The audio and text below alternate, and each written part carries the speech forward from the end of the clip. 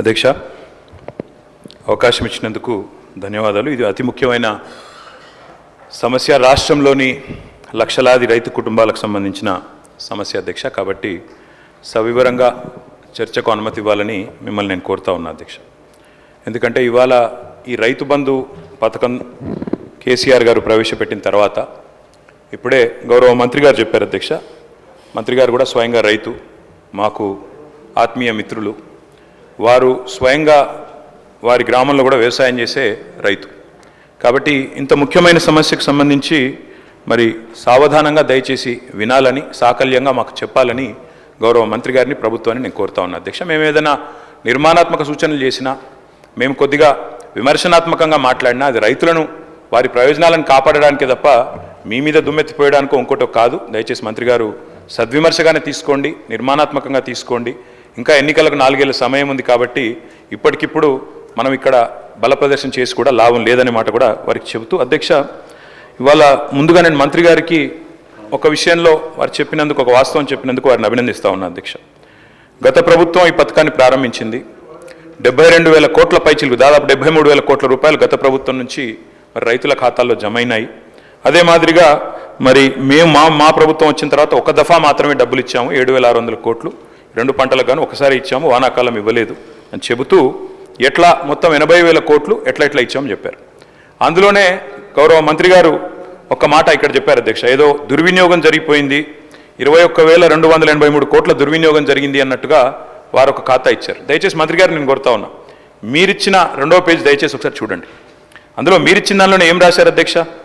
2 పంటకాల్లో మొత్తం రెండు పంటకాలంలో సాగైన మొత్తం విస్తీర్ణం 19-20కి 141 లక్షల ఎకరాలు, 20-21కి 204 లక్షల ఎకరాలు. అంటే మీరు గమనిస్తే అధ్యక్ష, సాగు చేసినా చేయకపోయినా డబ్బులు, రైతు బంధు డబ్బులు ఇవ్వడం వల్లనే 141 లక్షల ఎకరాల నుంచి 204 లక్షల ఎకరాలకు పెరిగింది. ఆ తర్వాత 212 లక్షల ఎకరాలకు పెరిగింది. ఆ తర్వాత మళ్ళీ 206, అంటే 2,06,00,000 ఎకరాలకు పెరగడానికి కారణం గౌరవ మంత్రి గారు. మేము సాగు విస్తీర్ణం పెరగాలనే ఉద్దేశంతో ఇచ్చినాం కాబట్టే విస్తీర్ణం పెరిగింది అన్నమాట దయచేసి మీరిచ్చిన లెక్కల్లోనే ఉన్నది. అట్లాగే మంత్రి గారు మరి ఒక 2-3 విషయాలు చెప్పాలి. మీరు మాట్లాడిన తర్వాత మీ ఇష్టం అని చెప్పండి సార్.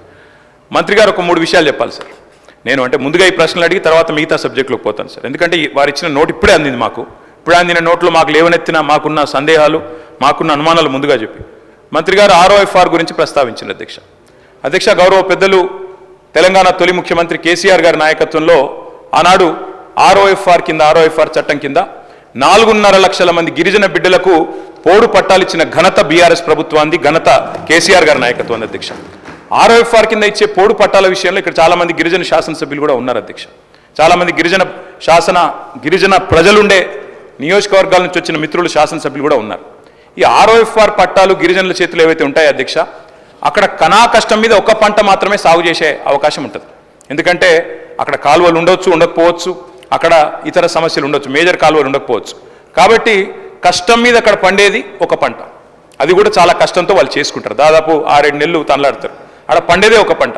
అంటే ఇప్పుడు మంత్రి గారు చెప్పిన లెక్క ప్రకారం ఈ గిరిజన బిడ్డలు ఎవరైతే మేము గతంలో పోడు భూముల పట్టాలు ఇచ్చినామో, ఎవరికైతే మేము 4.5 లక్షల ఎకరాలు పట్టా ఇచ్చినామో వారికి మరి ఈ 2వ విడత వారు రైతు బంధు ఇవ్వరా? మంత్రి గారు దయచేసి తప్పకుండా గిరిజనుల తరపున అడుగుతా ఉన్నాం, సమాధానం చెప్పాలి.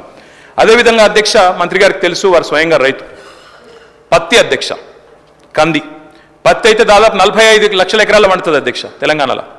మరి పత్తి 8 నెలల పంట, 8 నెలల పంట తర్వాత 2వ పంటకు అవకాశం కూడా ఉండదు. అంటే ఇప్పుడు మంత్రి గారు చెప్పిన లెక్క ప్రకారం మరి పత్తి రైతుకు 45 లక్షల ఎకరాల్లో సాగు చేసే పత్తి రైతుకు ఒకటే పంటకి ఇస్తామన్నట్టుగా ఉన్నది. ఈ విషయంలో కూడా వారు మా సందేహం నివృత్తి చేయాలి. ఒకటే పంటకి ఇస్తారా, 2 పంటలకు ఇస్తారా? కంది కూడా సేమ్ అధ్యక్ష.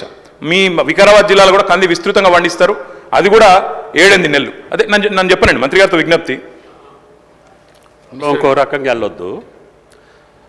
ఇది కేవలం మేమేమీ చెప్పలేదు. గత ప్రభుత్వంలో జరిగినటువంటి విధి విధానాలను మేము ముందుంచాము.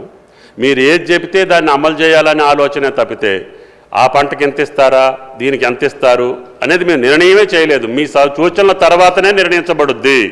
కాబట్టి మేము ఇంతవరకు ఈ ప్రభుత్వం రైతు భరోసా మీద నిర్ణయించలేదు. కాబట్టి మా నిర్ణయాలు అందులో ఏమీ లేవు కాబట్టి మా మీద దేన్ని కూడా మీరు రుద్దొద్దు అని చెప్పి గౌరవ సభ్యులకి మనం చేస్తాం. ఏం చేయాలో, ఎట్లా చేయాలో, పత్తికి ఏం చేయాలో, చెరుకు ఏం చేయాలో